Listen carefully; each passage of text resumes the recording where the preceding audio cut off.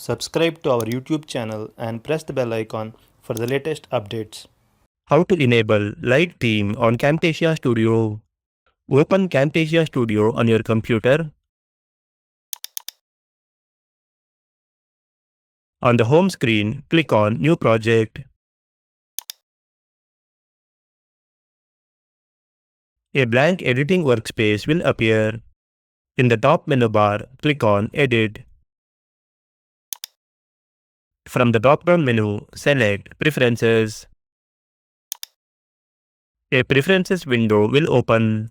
Under the Program options, look for the setting Application Theme. Under the Theme options, select Light from the available choices. Click on OK to save the changes. Now close and reopen Camtasia Studio.